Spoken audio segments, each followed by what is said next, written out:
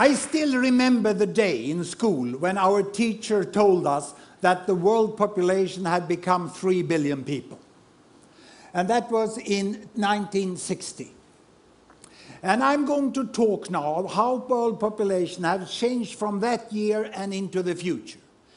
But I will not use digital technology as I've done during my first 5 TED Talks. Instead, I have progressed. And I am today launching a brand new analog teaching technology that I picked up from IKEA. This box contains 1 billion people.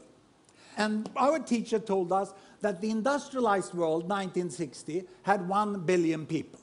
And the developing world, she said, they had 2 billion people. And they lived away then. There was a big gap between the 1 billion in the industrialized world and the 2 billion in the developing world. The industrialized world, people were healthy, educated, rich, and they had small families. And their aspiration was to buy a car. And in 1960, all Swedes were saving to try to buy a Volvo like this. This was the economic level at which Sweden was. But in contrast to this, the developing world, far away, the aspiration of the average family there was to have food for the day. And they were saving to be able to buy a pair of shoes. There was an enormous gap in the world when I grew up. And this gap between the West and the rest has created a mindset of the world which we still use linguistically when we talk about the West and the developing world. But the world has changed, and it's overdue to upgrade that mindset and that taxonomy of the world and to understand it. And that's what I'm going to show you. Because since 1960, what has happened in the world up to 2010 is that a staggering 4 billion people have been added to the world population. Just look how many. The world population has doubled since I went to school. And of course, there has been economic growth in the West. A lot of companies have happened to grow the economy, so the Western population moved over to here. And now their aspiration is not only to have a car, now they want to have a holiday on a very remote destination, and they want to fly. So this is where they are today. And the most successful of the developing countries here, they have moved on, you know, and they have become emerging economies, we call them. And they are now buying cars. And what happened a month ago was that the Chinese company Geely, they acquired the Volvo company. And then finally the Swedes understood that something big had happened in the world. You know? So there they are.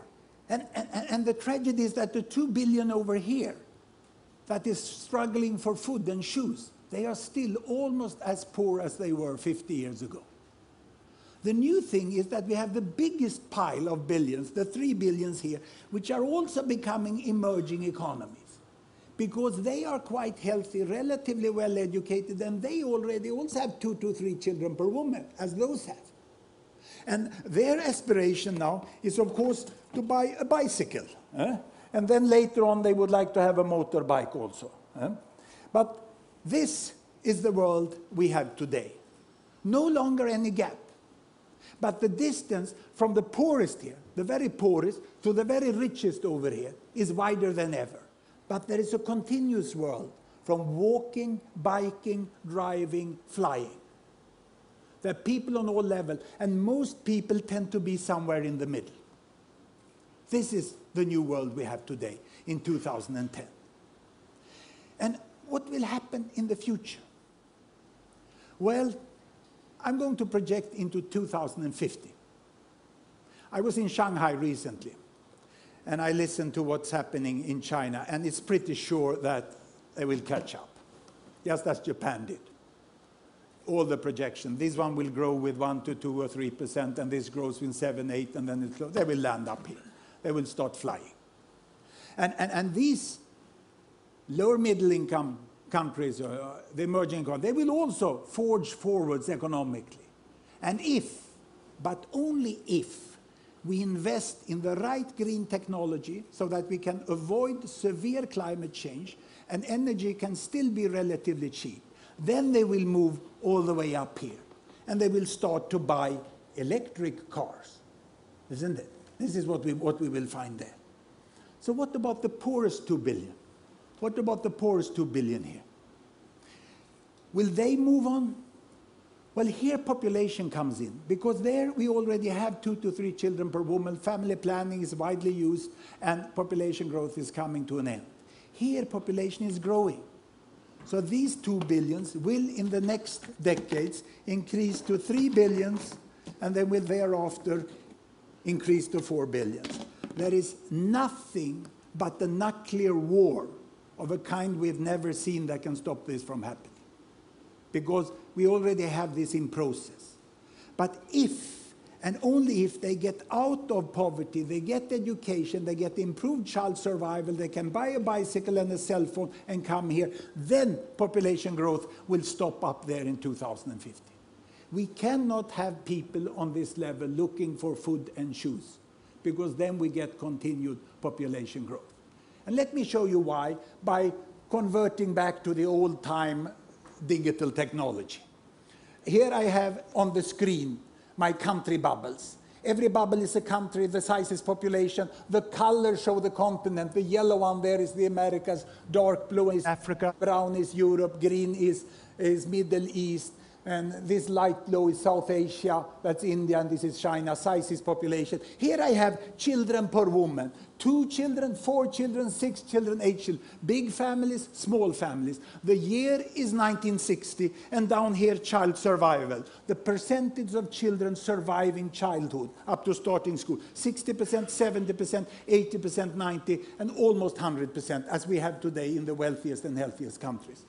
Look, this is the world my teacher talked about in 1960. 1 billion Western world here, high child survival, small families, and all the rest, the rainbow of the developing countries, with very large families and poor child survival. What has happened? I start the world. Here we go. Can you see, as the year passed by, child survival is increasing. They get soap, hygiene, education, vaccination, penicillin, and then family planning. Family size is decreasing. They get up to 90% of child survival, then family is decreasing. Also the Arab countries in the Middle East is falling down there. Look, Bangladesh catching up with India. The whole emerging economy world joins the Western world with good child survival and small family size, but we still have the poorest billion. Can you see the poorest billion? Those boxes I had over here? They are still up here, and they still have a child survival of 70 to 80%, meaning that if you have 6 children born, there will be at least 4 who survive to the next generation, and the population will double in 1 generation. So the only way of really getting world population to stop is to continue to improve child survival to 90%. That's why investments by Gates Foundation, UNICEF and aid organization, together with national government in the poorest countries, are so good, because they are actually helping us to reach a sustainable population size of the world. We can stop at 9 billion if we do the right things. Child survival is the new green. It's only by child surviving that we will stop population growth. And will it happen? Well, I'm not an optimist. Neither am I a pessimist. I'm a very serious possibilist. It's a new category, where we take emotion apart and we just work analytically with the world. It can be done.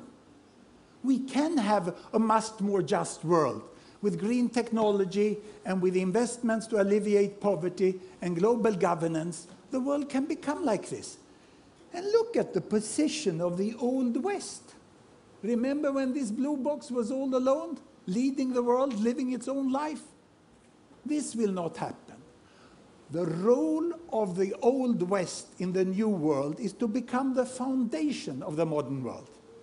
Nothing more, nothing less. But it's a very important role. Do it well and get used to it. Thank you very much.